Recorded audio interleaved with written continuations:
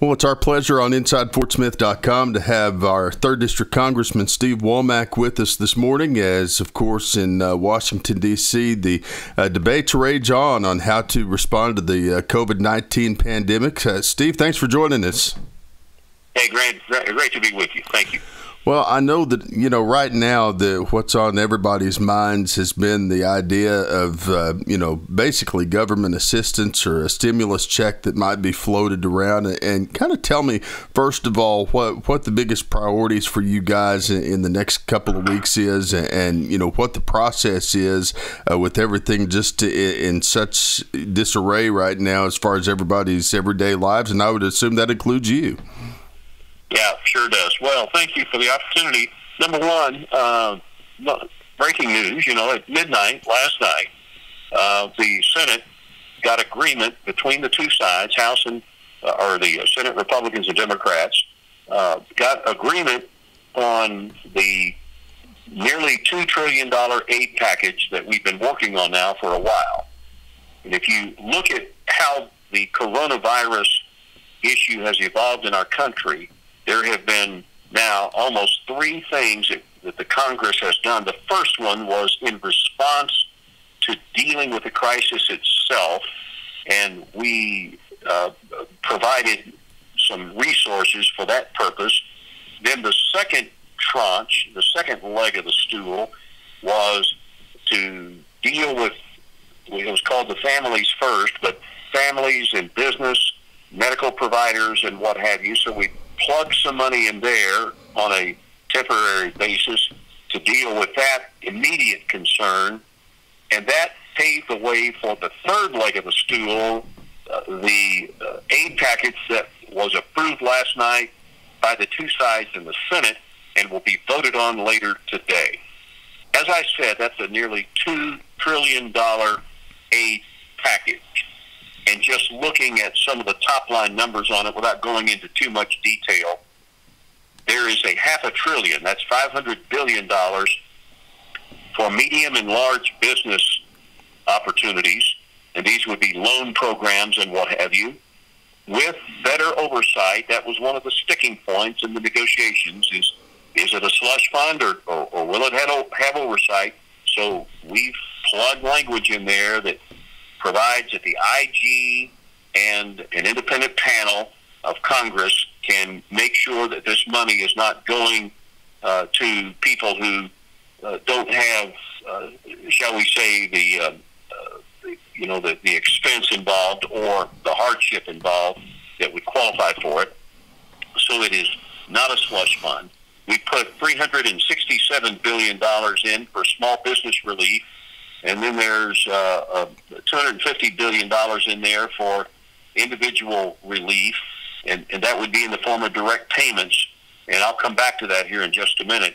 And then there's money in there for healthcare providers, hospitals and this sort of thing, and money in there for some other purposes that have been affected by this coronavirus scare. I want to go back to the direct payments because that's where a lot of individuals are going to be interested. It provides for $1,200, and again, I'm not down in the weeds. I'm just talking about the specific points of it. $1,200 for adult individuals, $500 per child in the household, and I would assume that's under 18, although I'm not 100% sure on that. So family of 4, about $3,400 of resources that can go to help offset the costs associated with being sent home and what have you, without daycare, those kinds of things. And now it's going to take a little bit of time to ramp up. So it's not like that check's going to be in the mail tomorrow. So don't go to the mailbox today or tomorrow expecting it to be there.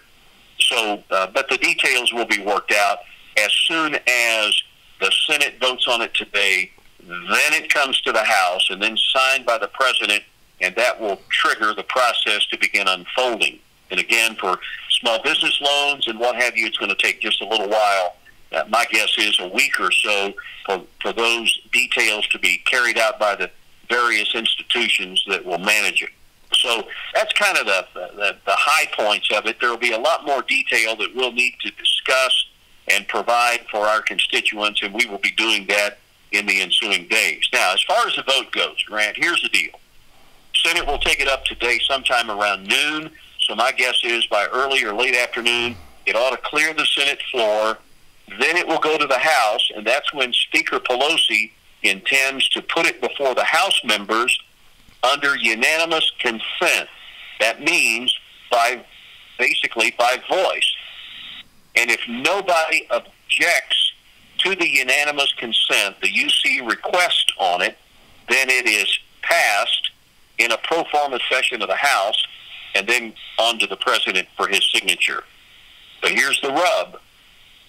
If any member of the 435-member House objects, then the way I interpret the Constitution, we have to go back to Washington and conduct the vote on the floor of the House.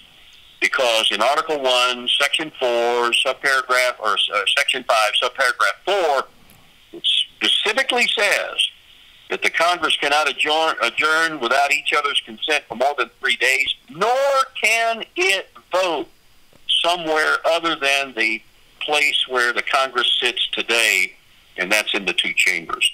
So I'm kind of anxious to see if anybody in the House of Representatives, I won't object to it, but I'm kind of curious to see if anybody else might object and force the House to go back. If they did, they might be looking at a blanket party, as we used to say in the military, right. Because that's going to create quite a hardship on a lot of people. If you think about it, members of the House of Representatives come from Alaska, come from Hawaii, and all across the continental U.S., and to send everybody back for a kind of a pro forma vote like that would be a little bit ridiculous in my estimation. But it's possible somebody might do that. So that's kind of where we stand right now, and I appreciate the opportunity to be able to articulate that to your listeners. No problem. I know one of the sticking points going back and forth in kind of the logistics of this individual aid and individual stimulus was whether it would be part of a tax return, whether it would be anybody with a taxpayer identification number.